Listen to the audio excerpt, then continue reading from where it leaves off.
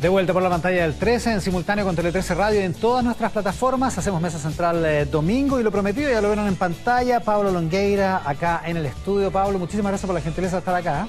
Gracias a ustedes por invitarme. Oiga, se cumple un mes de un regreso a la política quizás sí tan apasionado como turbulento en términos de las cosas que han ocurrido en este mes. Parte de esa turbulencia ha tenido que ver con algunas declaraciones suyas en entrevistas. Y le quería preguntar, usted ya está súper claro lo que piensa respecto del juicio oral y toda la situación judicial que enfrenta. Usted se declara inocente y dice que va a ir al juicio a demostrarlo. Pero le quería preguntar si está arrepentido de haber tratado como trató a la consejera de Defensa del Estado, María Inés Horvitz, diciendo que era comunista y que tenía una persecución política contra usted. Si está arrepentido de ese episodio.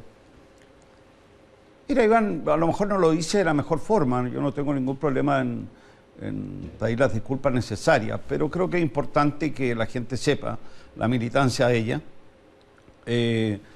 ¿Por qué? ¿Por qué es importante? Porque yo creo que debieran inhabilitarse. Los jueces tienen un artículo donde ellos se inhabilitan en ciertas situaciones cuando tienen que enfrentar un juicio con una persona que sienten una cierta... ¿Animadversión? Claro. ¿Y usted cree que ella, por ser comunista, siente una animadversión? Yo creo que es bastante obvio, Iván. Entonces, creo que era importante... Ahora, ya no es jueza, es consejera de Defensa del Estado, ¿eh? Bueno, pero yo creo que tal vez no fue la mejor forma, pero creo que es importante y no tiene por qué constituir un escándalo que yo diga eso. Pero lo importante no es eso, lo importante en el fondo es que yo estoy esperando hace más de 2 años un juicio oral que se hubiera realizado. Soy absolutamente inocente, espero demostrarlo y espero que llegue la hora de la justicia. Y yo estoy muy tranquilo. Se lo pregunto porque en términos prácticos viene ahora la instancia de preparación del juicio oral, digamos. Esto es lo que antecede la realización de ese juicio. Pero se lo pregunto porque ese episodio y algún otro más donde también discutió respecto a este tema, muy apasionadamente, dieron pie o le dieron fuerza a la tesis de que su regreso no era tan político como comunicacional, de modo de preparar el terreno para lo que va a pasar después judicialmente. Yo creo que exactamente al revés, pues, Iván, porque a mí no me conviene haber vuelto a la política estando en ese juicio. O sea, es exactamente al revés. A mí me hubiese convenido enfrentar el juicio oral sin haber intervenido en política. Corro más riesgo estando en la política y estoy dispuesto a correrlo porque sé que soy inocente. Oiga, a propósito de eso, usted cuando dio esa famosa entrevista en el Mercurio hace prácticamente un mes, dijo que además quería ser constituyente y eventualmente, si se realiza este juicio oral, que usted dice que quiere ir porque quiere demostrar su inocencia, es medio incompatible porque usted tiene que estar en el juicio, digamos. No puede estar en las sesiones de la Asamblea, de la Es parte de lo que Convención tengo que evaluar, Iván. Es parte de lo que estoy evaluando. Me pareció al dar la entrevista y volver al escenario político que tenía que tener mucho sentido la responsabilidad, como habitualmente lo he hecho mientras estuve en el servicio público.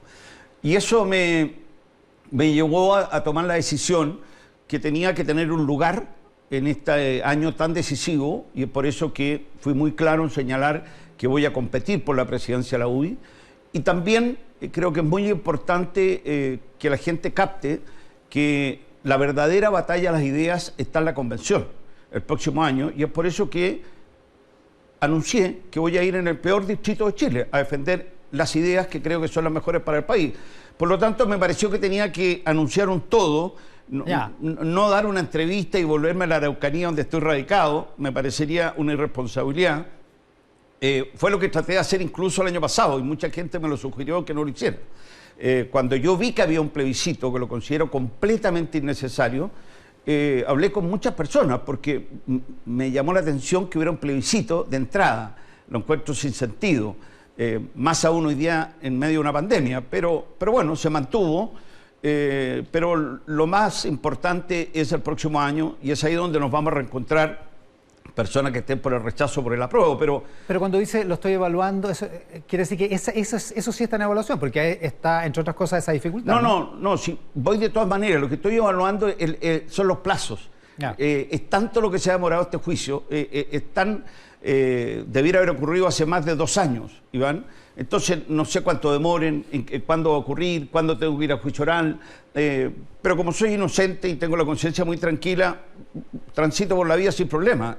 Pero tengo que ver los daños que causo estando en un escenario. Y en eso lo voy a evaluar, pero ya estoy formando un equipo de la directiva, estoy consultando a todas las bases del partido, tengo todos los días 2 o 3 videoconferencias con las regiones del país y voy a conformar un equipo que conduzca la UDI para un año muy decisivo como el próximo año. Hablemos de eso, de los efectos de que ha tenido su irrupción, porque usted dice, quiero competir por la presidencia de la UDI, pero la verdad es que en esa entrevista se entendió que usted pensaba que lo podían aclamar como presidente de la UDI, que las cosas podían ser como eran antes en la UDI en el fondo.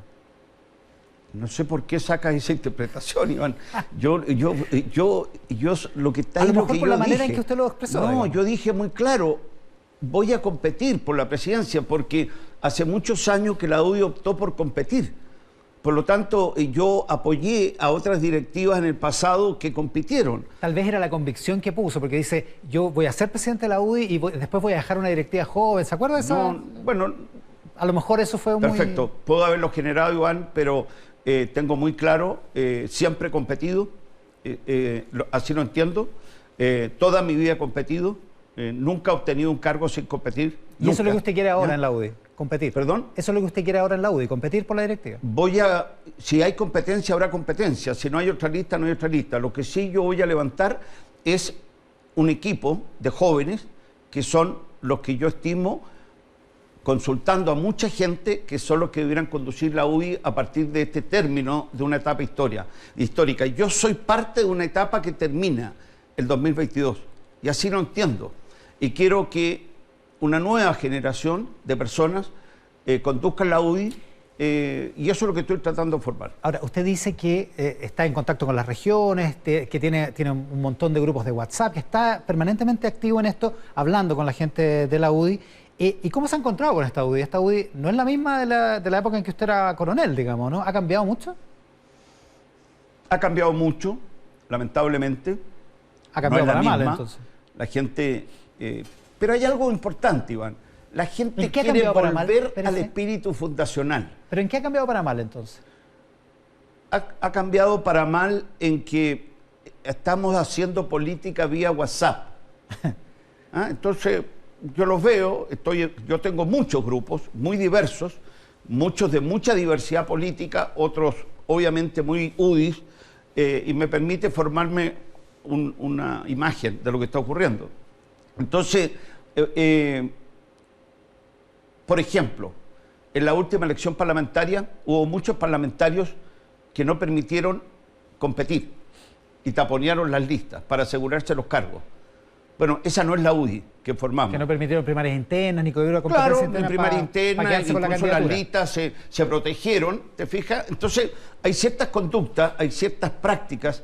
¿Para qué decir lo que fue la votación de la reforma inconstitucional del 10%? A mí el 10% me genera indiferencia. Si quieren dar el 10, el 8, el 20, o si quieren darlo 2 veces, es una discusión democrática. Lo importante es que está claro que la Constitución que hizo Jaime Guzmán, la Constitución que nos rige hoy, las facultades en materia de seguridad social son del Ejecutivo. Eso no está en discusión. Nunca estuvo en discusión, es clarísimo. Entonces, a través de un resquicio inconstitucional, finalmente se aprueba. Entonces, ¿qué constitución están respetando? ¿De qué constitución hablamos? Entonces, finalmente la UDI, que es el partido que tiene su fundador, fue parte de esa constitución, tampoco la respeta. Yo por eso que hice un llamado... De hecho, contribuyó con varios votos, digamos. Bueno, yo no hice un llamado a que votaran en contra del 10%, a que lo hicieran como independientes, porque hay que ser un mínimo de coherencia y consecuente si uno es partidario. Fíjate que me llama la atención que mucha gente que votó en forma por una reforma inconstitucional, hoy día están llamando al rechazo, o sea, a defender la Constitución que ellos mismos juraron defender o respetar, mejor dicho. Y votaron a favor de una norma inconstitucional. Entonces, me llama la atención una cosa, porque usted dice, estoy hablando con muchos jóvenes, conformando un equipo de gente joven, pero los más jóvenes en la UDI, no sé si los más jóvenes, pero esa juventud en la UDI está bien representada en la bancada de diputados, que no ha sido particularmente cálida con su mensaje, ni con su irrupción. No, Iván, yo entiendo la postura que tomó la UDI. Yo no he vuelto a la política para que la UDI cambie, ni ningún partido de Chile Vamos cambie su posición. A mí me hubiese encantado que todos los líderes de Chile Vamos, tanto de Bópolis, de Renovación, de la UDI, estuviesen todos por el apruebo. Eso hubiera sido lo ideal para mí, porque es la juventud que va a tener que liderar la centroderecha en el futuro. Y me hubiese gustado que hubiesen comenzado esta nueva constitución que vamos a tener, habiendo estado todos por el apruebo. Pero los entiendo y los comprendo incluso, porque esa noche del 15 de noviembre, yo en la mañana llamé a Juan Antonio Coloma, en la mañana, porque me habían informado que la UDI no quería concurrir o estaba poniendo obstáculos para un eventual acuerdo. Y yo le pedí que fueran al acuerdo. En la mañana del 14, cuando se está construyendo. La mañana del 14 o 15, no sé. Del 14, bien, cuando se está construyendo el acuerdo, que se firma en la madrugada del 15. Perfecto. Y hablé con él y como a las 3 de la tarde, la última conversación que yo tuve con Juan Antonio me dice, no voy a contar el detalle de dónde ocurrió, pero en el fondo me dice, acabamos de obtener el tercio. Entonces le dije, Juan Antonio, firmen por el bien de Chile, esta es la UDI, terminamos hablando y yo no volví a hablar más con Juan Antonio, que estaba en el grupo que estaba liderando esto. Al día siguiente, cuando veo que está este plebiscito, no lo entendía. Y además cuando veo que los convencionales se eligen a nivel local, también me llamó la atención, porque no estamos eligiendo autoridades locales, estamos eligiendo personas que van a ir a contar. Podrían haber sido listas nacionales. Claro, listas nacionales. Me jugué mucho tiempo, conversé con mucha gente después de esto, ¿para qué este plebiscito? ¿Por qué no cambiamos las listas nacionales? Hay que llevar constitucionalistas, hay que llevar gente que nunca va a ser candidata, pero la necesitamos, de todos los sectores políticos. Tenemos un desafío, yo lo considero extraordinario. Por primera vez en nuestra historia, Iván, estamos transitando de una constitución a la otra sin un quiebre institucional, primera vez. Pero me llama la atención esto, porque esa mañana del 15 de noviembre, a la madrugada se firmó esto, a las 2, 3 de la mañana, sí. A las 7 de la mañana estaban en nuestro programa en la radio, Mesa Central en Tele 13 Radio, estaban Álvaro Elizalde y Jacqueline Van Rysselberghe. Y en esa entrevista, a las 7:15 de la mañana, Jacqueline Van Rysselberghe dijo, yo voto por el rechazo. O sea, no tenía ni una duda. O sea, nunca se convenció ella de la tesis suya, digamos, si es que llegó a hablarla con ella. ¿Qué opina de esa posición y de la conducción que ha tenido Jacqueline Van Rysselberghe? La entiendo, también la entiendo. Más aún, me fui informando que fue la UDI la que más impulsó que existiera ese plebiscito. También lo comprendo. Este plebiscito de entrada, digamos. Sí, también lo comprendo. ¿Por qué? Porque la derecha está jugando a las sillas musicales. Están todos, se cambian de Bópolis a la UDI, al Partido Republicano, a Renovación. Nadie consigue a nadie nuevo, están todos cambiándose. Entonces, como se terminó el sistema binominal, hay que entender, hay muchos fenómenos involucrados, Iván. Se terminó el sistema binominal. Los sistemas mayoritarios siempre te llevan a buscar el centro. Nosotros nos fuimos a un sistema proporcional que nos genera un multipartidismo, que es el que tenemos, nos genera que las energías se van hacia los extremos, y es por eso desapareció la concertación, porque fue absorbida por un eje del Frente Amplio y el Partido Comunista, desapareció el centro político en Chile, está desapareciendo, digámoslo en forma clara, y en nuestro mundo apareció el Partido Republicano de José Antonio Kast. Entonces, ese nos está llevando a todos también hacia el rechazo. Entonces empieza una fuerza centrífuga, te fijas, a llevarnos a los extremos. Y el único que ha entendido esto muy bien es precisamente Joaquín Lavín, que ha dicho, señores, hay que ir a buscar el centro. El centro está desocupado. Entonces, este efecto lo que está llevando es que mucha gente, incluso de la UDI, que estaba por el apruebo, terminó por el rechazo, porque están todos peleándose el voto duro. Y dejamos de ir a conquistar el voto hacia el centro político. Y lo mismo le está ocurriendo, obviamente, al mundo de la izquierda. Ya, pero no me contestó qué opinión tenía de Jacqueline Van Rysselberghe como líder de la UDI. No, creo que lo ha hecho muy bien, porque ha tenido Iván, la Jacqueline, lo voy a decir de una forma simpática, es como el jamón del sándwich entre dos casas. O la UDI está, entonces, y los casos que saben de jamones. José Antonio, sí, para eso saben de jamones, ¿cierto? Entonces, bueno, está José Antonio por el lado, la derecha, está Felipe por el lado acá, te fijas, y está la UDI al medio. Entonces, este jamón está siendo comido por dos cas y hay que pensar tenemos que avanzar en cómo institucionalizamos la Alianza por Chile, Chile Vamos hoy día, cómo la institucionalizamos, cómo cerramos esta etapa de la historia. La Constitución del 80 cumplió una etapa y hay que cerrarla y hay que hacer una nueva Constitución. Usted vuelve a decir eso mismo en un inserto hoy en el diario El Mercurio. Oiga, me llamó la atención una cosa. ¿De dónde saca la plata para publicar eso? ¿Lo paga usted? No, espero que no. Voy a hacer una campañita. Espero que no. Voy a hacer una campañita para que amigos me colaboren. Lo voy a transmitir en mi canal de YouTube y si no, la pondré yo. Ya, oiga. En el inserto, en el texto, lo puede leer la gente que está publicado en el Mercurio de hoy, dice que esta Constitución cumple un ciclo, como dice usted, como ha repetido acá, pero que ha permitido que la gente, básicamente, que la gente pueda surgir a partir del esfuerzo personal y del mérito. Pero hay mucha otra gente en Chile que piensa que no, pues que acá lo que ha ocurrido es que ha habido colusión, que han predominado los pitutos, que se ha aumentado la desigualdad, que el clasismo impide que haya esa meritocracia o esa valoración del esfuerzo personal que usted parece valorar tanto o creer tanto que existe. Ahí hay un montón de gente que está, la verdad es que no solo inquieta, indignada, digamos. Es legítimo que piensen eso, pero yo pienso lo que yo dije en la inserción, pues, Iván, porque he sido un testigo privilegiado. Yo dediqué mi vida al mundo popular y soy un testigo privilegiado de cómo ha surgido este país. Y el que lo quiera negar... A pesar de lo otro, a pesar del clasismo... Es que también existe. Y eso es lo que tenemos que corregir. Porque si creemos que vamos a convertirnos en un país desarrollado en una generación, eso es un engaño. Lo que sí tenemos que ir avanzando es en un país cada vez más justo, ¿ya? Eso fue lo que ocurrió en la marcha masiva post-18 de octubre. Hay que saber leer ese fenómeno. Yo también lo digo en la inserción, Iván. El fenómeno del 18 de octubre no es un estampido social lo primero que ocurrió. Eso es un estampido de violentistas que están hoy día coordinados a través de redes. No domino mucho la forma en que se conectan, pero obviamente que hubo una simultaneidad y una destrucción de bienes públicos y privados que nunca habíamos visto. Separemos ese fenómeno de la violencia, que tenemos que enfrentarlo, y que quiero agregarte, Iván, que está muy vinculado al narcotráfico. Fíjate que aquí ocurrió un fenómeno que a mí me sorprendía. Yo lo veía en la Araucanía, cómo los medios cubrían un evento, no me acuerdo bien la fecha, obviamente después del 18 de octubre, ¿ya?, que en las redes sociales llamaban a coronar la Plaza Dignidad, la llamaban ahí, para mí la Plaza Baquedano, obviamente, a coronarla. Y todos los medios, si tú abres hoy día los medios, dicen, hubo fuegos artificiales, parecía el Año Nuevo. En el mundo narco, coronar es cuando llega la droga y se tiran fuegos artificiales para que la gente sepa que llegó la droga. Eso es lo que ocurre en las poblaciones que nos tiene tomado el narcotráfico.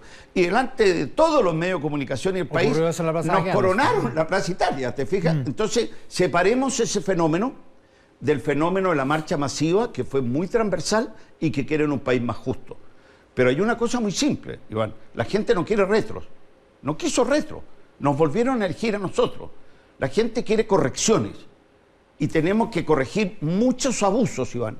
Obviamente que tenemos que corregirlo. Pero no partir de cero, no partir de retros. No, eso no lo quiere la gente. Le propongo que hablemos de la hoja en blanco, de partir de cero, que hablemos de las correcciones, que hablemos de que en la diserción de hoy, en el Mercurio, usted dice que la transición a la democracia comenzó el 11 de septiembre del 80, que es una frase bien curiosa, porque la verdad es que las libertades públicas estuvieron conculcadas hasta, incluso después del plebiscito del 88, y los crímenes políticos que se cometieron fueron innumerables en ese periodo. Entonces, hablar de transición a la democracia en ese periodo resulta curioso. No es curioso, Iván, porque, oye, primero un agradecimiento al PRI que me permitió esa inserción. Ah, sí, porque está firmado por el PRI. Pensé está firmado por el PRI, fue una gentileza del PRI porque la UDI está solo por el rechazo, así que tuve que buscarme un chasis que estuviera por el apruebo. Así que un agradecimiento. ¿Cómo es esto? ¿Por qué, Iván? Porque no hay que reescribir la historia.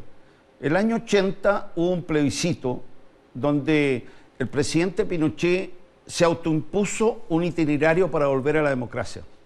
Se impuso un plebiscito en la eventualidad que fuera derrotado.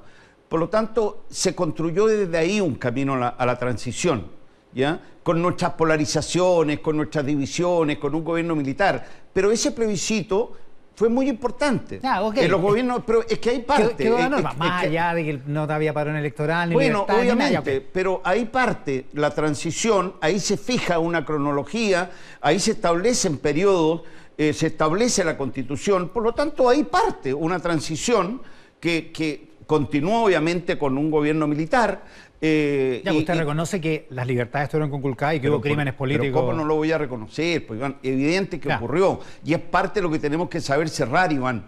Creo que eso es lo que tenemos que entender. Hay que cerrar esta parte de la historia con nuestros dolores, con nuestros aciertos. Eso es lo que quiere la ciudadanía. No podemos seguir arrastrando a las futuras generaciones, mi generación que vivió esto. Transitamos la democracia, se hizo bien, el país ha crecido, le hemos dado oportunidad a los chilenos. Hay miles de hogares hoy día, Iván, que tienen por primera vez un profesional. Yo creo que el chileno está mucho más optimista del país de lo que está la clase política. Para cerrarlo, ¿se hizo todo lo que había que hacer en esa materia, en materia de las heridas, como lo llama usted, en materia de las violaciones a los derechos yo creo humanos? que hay cosas muy pendientes. A mí me gustaría discutir, y lo voy a plantear aquí con seriedad porque estoy trabajando, en cómo cerramos esa etapa de dolor con las familias que vivieron la violencia política, con miembros de las Fuerzas Armadas que fueron parte de esa violencia política. Incluso más aún, a mí me gustaría ver de qué forma también, incluso los que asesinaron a Jaime Guzmán, también obtengan la libertad. Creo que hay que saber cerrar las heridas en un país, Iván, con altura, con grandeza, sin venganza, con humanismo. A eso estamos llamados. Eso es lo que tenemos que resolver también en esta convención. Y cuando dice que está trabajando en eso, ¿a qué se refiere? Estoy trabajando con profesionales, he conversado con personas que quiero mantener en reserva para que veamos de qué forma somos capaces de reencontrarnos también en una solución como esa. Hay muchas personas que a lo mejor participaron, no los conozco, Iván, en hechos de violación de los derechos humanos. Eran sargentos, eran choferes. Si no estaban ahí, corrían el riesgo. He conversado con mucha gente que vivió esa experiencia. Hay jueces, Iván, hay muchos jueces hoy día que a lo mejor quisieran en justicia fallar distinto, pero hoy no les permiten llegar a la Suprema porque tengan un fallo en que liberaron a un militar. No puede ocurrir. Acaba de ocurrir con un miembro que estaba postulando a la Corte Suprema. No lo conozco, pero lo único que escuché que era un tremendo juez. Finalmente están todos vetados en función de algún fallo que hicieron y se estimaron en su minuto que era impartir justicia. Eso no puede seguir, no puede continuar. Eso hay que cerrarlo. Hay que cerrarlo. Oiga, en la inserción de hoy menciona a Adolfo Saldívar y a Gabriel Valdés. Aparte de que llama la atención que menciona a Adolfo Saldívar, ¿qué piensa que debe hacer el votante de la democracia cristiana en esto? Porque no les va a pedir, supongo, a quienes votan por la EC que apoyen la Constitución del 80 tampoco. No, te preciso por qué mencionó a Adolfo Saldívar. Porque siempre Adolfo, siempre Adolfo se adjudicó o le adjudicaron una decisión que para mí fue muy importante en la transición. La transición a la democracia chilena tuvo muchos aciertos. Por de pronto se plebiscitó el año 80, que tuviéramos un general de la República que se autoimpusiera plazo. Tiene un mérito. Yo no encuentro en la literatura latinoamericana un caso así. Por lo tanto, tiene un mérito. ¿Ya? Yo entiendo que hay gente que tiene una odiosidad enorme, pero hay mucha gente en Chile que lo valora eso. Entonces, ¿qué es lo que hizo Adolfo Saldívar o qué impulsó a Adolfo Saldívar, como digo yo ahí? El que se inscribieran en los registros electorales y fueran a derrotar al presidente Pinochet, como decían en esa época, en las urnas, con el voto. Y esa decisión para mí fue trascendental. La transición a la democracia chilena creo que hubiera sido completamente distinta, Iván, si es que esa decisión no la hubiera tomado la Concertación o los opositores a Pinochet en esa época. Esa sí que fue una tremenda decisión política y es exactamente lo que yo quiero invitarlos hoy, a mi sector. Por eso la menciono. Lo que yo los quiero invitar a que vayamos sin temor por el apruebo. Ya, pero es que su sector a las cosas que más le teme es a la hoja en blanco, y ahí es donde no se entiende, porque usted dice en su texto de hoy, y lo ha dicho en otras entrevistas, que quiere conservar lo mejor de la Constitución del 80. ¿Cómo se condice eso con la hoja en blanco? Porque la hoja en blanco no existe, ¿no? Eso, la gente que está por el rechazo, para asustar más y para convencer a más gente, y se mandan en los WhatsApp, a mí me llegan, o sea, a mí me llegan a dar susto algunos, me da vergüenza, porque yo no, a mí me gusta convencer a la gente con la idea, no asustarla. Entonces la asustan, entonces llegan los WhatsApp, bueno, circulan, y hoy día es un canal de comunicación, nos guste o no, pero todos chatean, todos reenvían, y hoy día hay un cordón umbilical de muchos chilenos a través de este vehículo. Entonces, ¿qué es lo que llega? Llega a Venezuela, pero si la gente lo ve todos los días por los canales de televisión, lo que está pasando en Venezuela, cómo se atropellan los derechos humanos, cómo la gente está muerta de hambre, estamos llenos de venezolanos en Chile. Fíjate que a Chile quieren venir todos. No nos ocurre lo mismo que ocurre en Cuba, en Venezuela, que todos se quieren ir, todos quieren venir a Chile. Entonces, cuando a mí me dicen el país que tenemos, las dificultades, por cierto que tenemos mucho que resolver, pero hay una cosa que está claro, todos quieren venir a Chile, nadie se quiere ir del país. Ya, pero volvamos al tema de la hoja en blanco. Volvamos a la hoja en blanco. Esa noche, el 15 de noviembre, o esa mañana del 15 de noviembre, los negociadores obtuvieron algo muy equilibrado, o mejor dicho, todos aquellos que concurrieron al acuerdo a la paz social y una nueva constitución. ¿Cuál fue? Que las normas tenían que ser aprobadas por el 66%. Es decir, tú con un tercio tienes un veto, llamémoslo así. Pero pongámoslo positivo, porque así creo que va a ser. Creo que va a llegar mucha gente muy buena de la izquierda democrática chilena, va a llegar muy buenos demócratas de la derecha, y creo que va a haber una tremenda convención. Eso es lo que va a ocurrir. No esta campaña del terror, del susto, del miedo, no. Sí, ya los violentistas fueron derrotados ese 15 de noviembre. Se encauzó por primera vez en nuestra historia, Iván, ¿qué es lo que se encauzó? Un camino institucional. Esa noche se legitimó por primera vez en nuestra historia que vamos a transitar de una constitución a la otra en forma democrática. De acuerdo, Marcela Cubillos, sentada en esa misma silla en el bloque anterior del programa, dijo: yo no veo que de la noche a la mañana aquí vaya a cambiar la odiosidad y la polarización que hay ahora porque se constituyó una convención constitucional. Es que, ¿saben lo que ocurre? Esa odiosidad existe en unos sectores, ha sido muy visible, porque hoy día se hace visible todo, pero lo que no se hace visible es la gente que en democracia vota. Eso se manifiestan en las urnas. Esa es la inmensa mayoría de chilenos. ¿Y usted cree que la gente va a votar por candidatos moderados? No tengo ninguna duda, ninguna duda.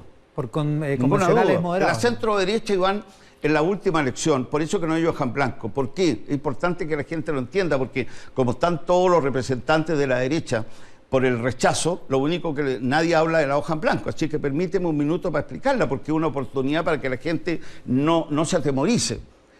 La centro derecha, hace 2 años atrás, obtuvo 72 diputados. Un tercio de la convención son 52, o sea, tenemos 20 diputados más que el tercio. Por lo tanto, el próximo año, yendo todos juntos, vamos a sacar lo más probable cerca de la mitad de la convención. Por lo tanto, no se va a partir de cero. Y tendremos al frente también demócratas de izquierda que también buscarán rescatar lo mejor de esta Constitución y consensuar otras materias. Por lo tanto, no se va a partir de cero. Oiga, una última cosa, se nos acaba el tiempo, Pablo. Usted está en la Araucanía, dice, no tenía sentido que me volviera a la Araucanía después de dar esa entrevista, así que aquí estoy. ¿Cómo cree que va a ser el plebiscito en la Araucanía, con el estado de las cosas como está ahora en la Araucanía? No, yo no sé cómo se hace este plebiscito, Iván, no solo en la Araucanía. Bueno. O sea, no sé cómo la gente, mi madre ya no va a ir, mis suegros tampoco, cómo vamos a llevar a las personas, a los adultos mayores a votar, pero es lo mismo, para mí este plebiscito es un trámite, así que a los adultos mayores y a todos les digo no vayan a votar, a los que estén por el rechazo ojalá tampoco, para que ganemos por una amplia mayoría la apruebo, o sea, el cierre de esta transición, pero obviamente que no hay un clima, no se puede hacer un plebiscito en una pandemia como esta, pero bueno, ya, así pero lo decidieron. Y en la Araucanía creo que no va a haber problema, pero en la Araucanía es un problema muy complejo, Iván. La Araucanía, yo lo he dicho, fíjate que vi la intervención mía en el último Consejo General de la UDI en enero del 2013, y ahí les dije, mire señores, el problema de la Araucanía no se va a resolver ni con represión, ni con terrorismo. Eso es lo que tenemos. Han pasado 7 años de ese anuncio que hice. Estamos igual. Estamos igual. No igual. Está peor, acreditado y peor. No se resuelve así. Se resuelve entendiendo que los pueblos originarios de nuestro país, Iván, lo que nos piden es dignidad. nada más. Y tenemos que garantizársela en la futura Constitución. Así de simple. Pablo Longueira, muchísimas gracias por estar con nosotros. Gracias a ti, Iván.